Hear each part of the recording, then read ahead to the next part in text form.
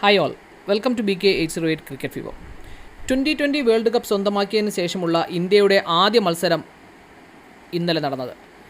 സിംബാബ്വേയോടായിരുന്നു ഇന്ത്യയുടെ ആദ്യ മത്സരം. 5 മത്സരങ്ങളുള്ള ഈ ടൂർണമെൻറ്റിൽ ആദ്യ മത്സരത്തിൽ തന്നെ ഇന്ത്യക്ക് പരാജയം ഏറ്റുവാങ്ങേണ്ടി വന്നു.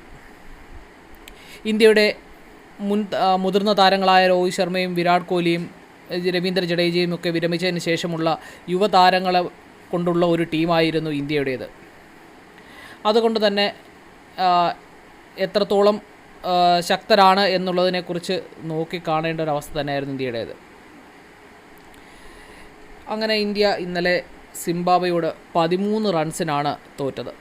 മാച്ചിൻ്റെ ഒരു റിവ്യൂ നമ്മൾ നോക്കുകയാണ് എങ്കിൽ ആദ്യം ടോസ് നേടിയ ഇന്ത്യ ബൗളിംഗ് തിരഞ്ഞെടുക്കുകയായിരുന്നു. എന്നാൽ ഇന്ത്യയുടെ ബൗളേഴ്സ് അത്യാവശ്യം ശക്തമായിരുന്നു എങ്കിലും ബാറ്റിംഗ് നിര ശക്തമായിരുന്നു എന്നതിനെക്കുറിച്ച് ആലോചിക്കേണ്ടിയിരിക്കുന്നു.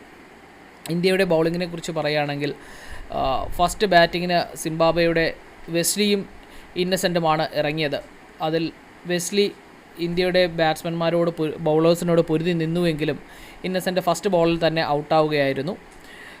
മുകേഷ് കുമാറാണ് ആദ്യ വിക്കറ്റ് എടുത്തത്. രണ്ടാമത്തെ ഓവറിലാണ് വിക്കറ്റ് എടുത്തത്. ആ സമയം സിംബാബ്വെ 6-ന് 1 വിക്കറ്റ് എന്ന നിലയിലായിരുന്നു. അതിനുശേഷം ഇറങ്ങിയ ബെന്നറ്റും ഇന്ത്യൻ ബൗളേഴ്സിനെ അത്യാവശ്യം നല്ല രീതിയിൽ നേരിട്ടു. എന്നാൽ ബിഷ്ണോയിക്ക് വിക്കറ്റ് നൽകിക്കൊണ്ട് ബെന്നറ്റ് ഔട്ടായി. 22 റൺസാണ് ബെന്നറ്റ് നേടിയത്.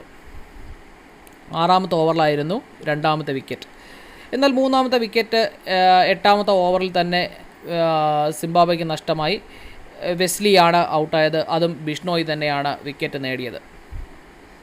അതിനുശേഷം ഇറങ്ങിയ സിക്കാർ റാസയും ഡയോൺ മേയേഴ്സും രണ്ടുപേരും ഇന്ത്യൻ ബൗളേഴ്സിനെ അത്യാവശ്യം നല്ല ശക്തമായി നേരിടുക തന്നെ ചെയ്തു.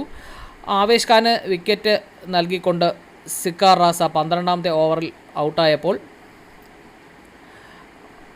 മേയേഴ്സ് 23 റൺസ് എടുത്ത് വാഷിങ്ടൺ സുന്ദറിന് വിക്കറ്റ് നൽകിയാണ് ഉണ്ടായത്.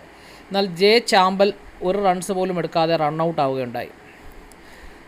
സിൽവെ 29 റൺസ് എടുത്ത് നോട്ട് ഔട്ടായിരുന്നു. വെല്ലിങ്സ്റ്റൺ 0 റൺസും ലൂക്കെ 1 റണ്ണും ബ്ലെസ്സിങ് ബിഷ്ണോയ്ക്ക് 1 റൺ പോലും എടുക്കാതെയാണ് ഔട്ടായത്. അവസാനം ഇറങ്ങിയ ടെഡിയ 9 പന്തിൽ 1 റൺസ് പോലും നേടാതെയാണ് ഗ്രീസിൽ നിന്നത്. അങ്ങനെ 20 ഓവറിൽ 115-ന് 9 എന്ന സ്കോറിലാണ് അവരുടെ ഇന്നിങ്സ് അവസാനിച്ചത്. ഇന്ത്യക്ക് വേണ്ടി ബിഷ്ണോയ് 4 വിക്കറ്റുകൾ 4 ഓവറിൽ 13 റൺസ് മാത്രം വഴങ്ങി 4 വിക്കറ്റുകൾ സ്വന്തമാക്കിയപ്പോൾ വാഷിങ്ടൺ സുന്ദർ 4 ഓവറിൽ 11 റൺസ് മാത്രം നൽകിക്കൊണ്ട് 2 വിക്കറ്റുകൾ സ്വന്തമാക്കി. എന്നാൽ ഖലീൽ അഹമ്മദും 1 വിക്കറ്റും നേടാൻ സാധിച്ചില്ല. മുകേഷ് കുമാറിന് 1 വിക്കറ്റും ആവേശ് ഖാൻ 1 വിക്കറ്റുമാണ് ലഭിച്ചത്.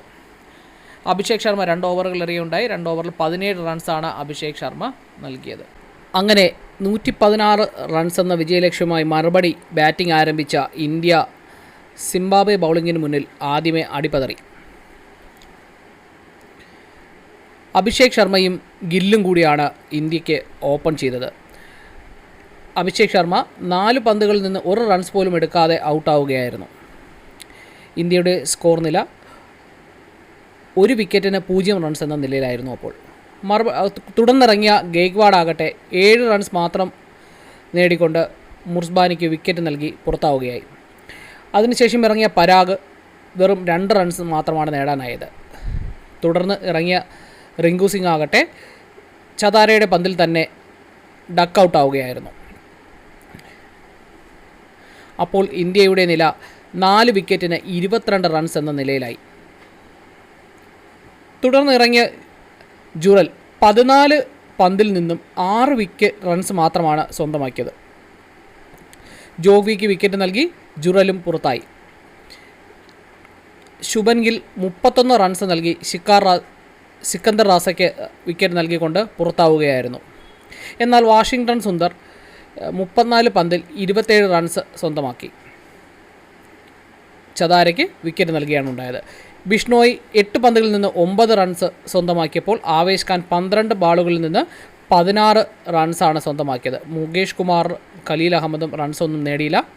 അങ്ങനെ ഇന്ത്യയുടെ നില 102 റൺസിന് ഓൾ ഔട്ട് ആവുകയായിരുന്നു. സിംബാബ്വേയുടെ ബൗളിംഗ് നോക്കുകയാണ് എങ്കിൽ ബെന്നറ്റ് ഒരു ഓവറിൽ ഒരു റൺസ് പോലും നൽകാതെ ഒരു വിക്കറ്റ് നേടി. അതുപോലെ വില്ലിംഗ്സ്റ്റൺ 3 ഓവറിൽ 15 റൺസ് മാത്രം നൽകിക്കൊണ്ട് ഒരു വിക്കറ്റും. ചഥാരെ 3.5 ഓവറിൽ 16 റൺസ് മാത്രം നൽകിക്കൊണ്ട് 3 വിക്കറ്റും. മുസർബാനി 4 ഓവറിൽ 17 റൺസ് മാത്രം നൽകിക്കൊണ്ട് ഒരു വിക്കറ്റും. ലൂക്കെ 4 ഓവറിൽ 22 റൺസ് നൽകിക്കൊണ്ട് ഒരു വിക്കറ്റും. സിക്കന്ദർ ദാസ 4 ഓവറിൽ 25 റൺസ് നൽകിക്കൊണ്ട് 3 വിക്കറ്റുമാണ് സ്വന്തമാക്കിയത്. അങ്ങനെ സിംബാബ്വെ ആദ്യ T20 മാച്ച് തന്നെ 13 റൺസിന് ഇന്ത്യയെ പരാജയപ്പെടുത്തുകയുണ്ടായി. തുടർന്ന് ഇന്ന് ഇന്ത്യയും സിംബാബ്വേയും തമ്മിലുള്ള മാച്ച് വൈകുന്നേരം 4:30 ആരംഭിക്കും. മാച്ച് എങ്ങനെയായിരിക്കും എന്ന് നോക്കാം. ഇന്ത്യക്ക് സിംബാബ്വേയോട് പൊരുതി ജയിക്കാൻ സാധിക്കുമോ ഇല്ലയോ എന്ന് നമുക്ക് കണ്ടറിയാം. So stay tune with us for more videos. Thank you.